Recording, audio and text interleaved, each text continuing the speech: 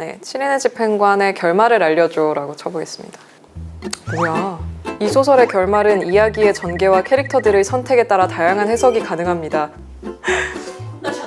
그러니까요. 결말 찾아보지 말라는 말을 혼났어요.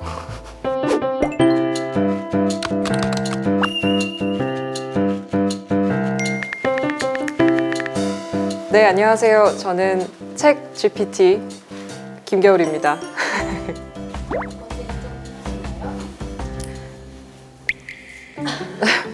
아닌 것 같기도 하고. 근데 지난번에 너무 GPT가 됐나? 조금 F같이 해볼게요. 소설이니까. 네, 오늘의 책은 김보영 소설가의 책이고요. 7인의 집행관이라는 SF 소설입니다. 이 책은 제가 읽은 김보영 작가의 어떤 소설보다 영화적이에요. 봉준호 감독님의 추천사를 받기도 했거든요.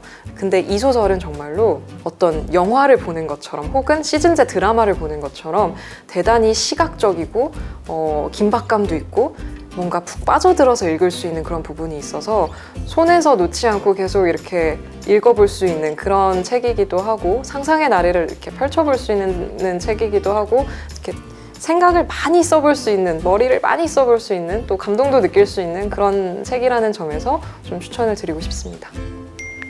네. 이 소설은 나라는 주인공이 여러 번 사형을 당하는 이야기입니다. 사형은 사람이 죽는 건데 어떻게 여러 번 사형을 당할 수가 있을까요? 그게 바로 이 책의 핵심적인 설정인데요. 어떤 식으로 사형을 여러 번 받을 수 있을까요? 바로 가상현실에서입니다. 이 사형 집행의 과정에서 죄수는 여기가 완전히 현실 세계라고 생각을 하게 되고요. 그 안에서 죽음을 맞이하고 또 다음 세계가 되면 기억을 잃고 또 나라는 존재가 돼서 또 사형을 집행당하고 이런 식으로 여러 번의 사형을 집행을 하게 되는데요. 단순히 사형 집행의 과정으로만 이루어져 있는 것이 아니라 그 뒤에 숨은 비밀과 이 나라는 주인공의 계획 이런 것들이 여러 가지 층층이 쌓여 있는 구조로 되어 있는 소설입니다. 김보영 작가는 사실 우리나라에서 SF 1세대로 불리는 우리나라에서 가장 SF다운 SF를 쓰는 작가다라는 평을 받는 SF 작가입니다. 우리나라 SF 소설가 최초로 미국에 작품을 발표하기도 했던 그런 작가이기도 해요.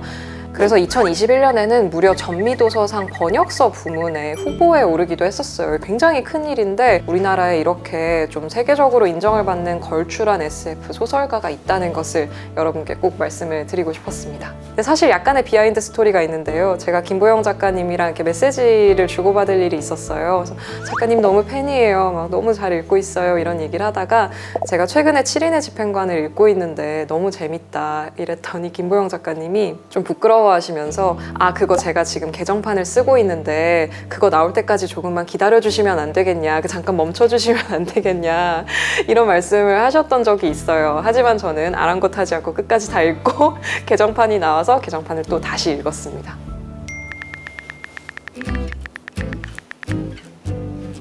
개정판에서 제일 크게 달라진 점은 조금 더 이해를 도울 수 있도록 약간의 수정이 거쳐졌다는 것인데요. 사실 10년 전에 판본을 읽게 되면 더 결말이 좀 어렵고 복잡하고 이해하기가 힘든 부분들이 있어요. 조금 더 추상적이기도 하고요. 근데 작가의 말에 따르면 사실은 그 친절한 설명이 원래 처음 집필을 할 때의 버전이었는데 그 책을 내면서 좀 수정을 하셨다고 해요. 근데 그걸 복원하는 과정들이 좀 있었다고 하고요.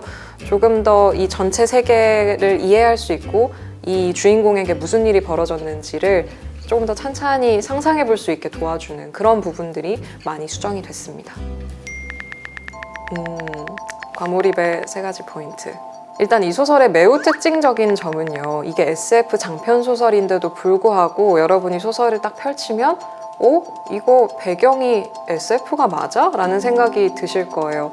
첫 번째 1장을 읽게 되면 완전한 느와르 영화를 보는 느낌이 들거든요. 이거 느와르인가? 이러면서 읽다 보면 다음 장으로 넘어가면 또 갑자기 사람들이 막 한복을 갖춰 입고 검 같은 걸 들고 막 싸우고 그래요. 그러면서 하오체를 쓰거든요. 그러니까 각각의 세계가 가지고 있는 매력들이 있어서요. 이 책의 일단 가장 큰 과몰입 포인트는 여러 가지 세계를 우리가 이 한 권의 책에서 만나볼 수 있다는 점이 아주 큰 매력 포인트인 것 같고요. 또 하나는 이 나라는 등장인물이 가지고 있는 매우 다채로운 매력입니다.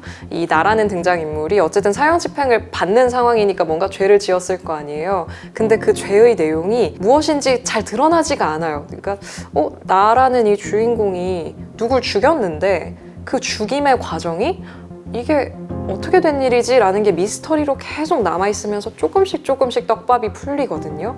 그래서 이 미스터리를 풀어가는 과정에서 나의 마음이라든지 그런 것들이 굉장히 다채롭게 나오고 이 내가 구사하는 거짓말과 현실의 어떤 솔직한 마음 이런 것들이 막 교차되면서 나오는데 무엇이 현실인지도 알기가 어렵고 이런 계속해서 사람들을 미스터리를 끌고 가는 그런 긴장감이 있어요. 그런 부분도 이 책의 큰 매력 포인트라고 할 수 있겠고요. 세 번째 과몰입 포인트는 이 책의 결말부에 있기 때문에 말씀드릴 수 없습니다. 근데 이 책의 결말을 다 읽고 나면 약간 마음이 찡해지면서 아휴 이렇게 되는 게 있어요. 네, 7인의 집행관의 결말을 알려줘 라고 쳐보겠습니다. 어디 한번 제대로 나오는지 볼까요? 이거 조금 어려운 소설이기 때문에 뭐야? 이 소설의 결말은 이야기의 전개와 캐릭터들의 선택에 따라 다양한 해석이 가능합니다. 따라서 결말을 공개하는 것은 이야기를 즐길 때 중요한 재미 요소를 상실시킬 수 있습니다. 이 소설을 읽으시면서 여러분만의 해석과 결말을 만들어 보시는 것은 어떨까요? 라고 나오네요. 혼나셨네요. 그러니까요. 결말 찾아보지 말라는 말을 혼났어요. 가장 기억에 남는 구절. 이 책에서 가장 핵심이 되는 그런 부분이 있는데 이 부분을 제가 잠깐 한번 읽어드릴게요. 내가 나라면 기억을 잃고도 지식과 지력을 잃고도 사고 능력과 판단 능력과 신체 능력과 경험을 포함해서 나를 규정하는 모든 것을 잃고도 누구의 기억을 갖고 어떤 인격을 갖든 어떤 모습으로 어떤 인생을 살든 내가 내 근원에서 나온 나 자신이라면 내게서 무엇을 없애든 나를 없애지 못한다면 내가 누군지도 모르는 채로도 나를 유지한다면 이게 이 소설의 그 이야기에 있어서의 매우 핵심적인 부분이거든요. 계속해서 인격과 기억이 바뀌는 내가 사형 집행을 계속 당하잖아요. 그럼에도 불구하고 내가 나라면, 내가 나일 수 있다면 이라는 것이 이 소설의 매우 핵심적인 플롯 중에 하나인데 이게 소설의 이야기에서의 핵심이기도 하지만 그냥 이 부분만 딱 읽으면 되게 그 어떤 인생에 대한 이야기처럼 들리기도 하잖아요. 그 모든 것을 겪고도 내가 나일 수 있다면 이라는 것이. 그래서 이 부분 자체를 되게 좋아합니다.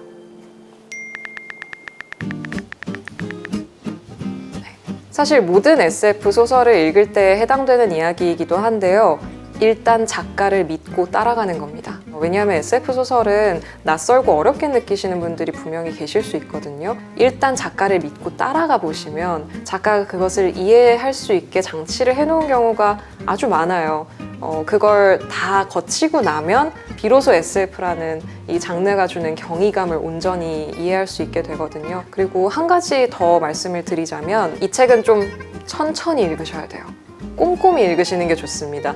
이야기를 따라가는데 급급해서 막 서사를 따라가는 것만 하다 보면 아마 중반 이후로 비밀이 드러나기 시작하면서 굉장히 혼란스러우실 거예요. 근데 천천히 읽으셔야 이게 이 세계가 이렇게 된 거였고 이 사람이 이 사람이고 이게 이런 비밀이 있었구나를 조금 더 잘 이해를 하실 수 있기 때문에 권유드리는 것은 좀 천천히 읽으셨으면 좋겠다. 그 세계들이 워낙 매력적이다 보니까 막 빨리 따라간 다음에 마지막에 그 비밀만 한 가지 알게 돼도 충분히 감동적일 수는 있을 거라고 생각합니다.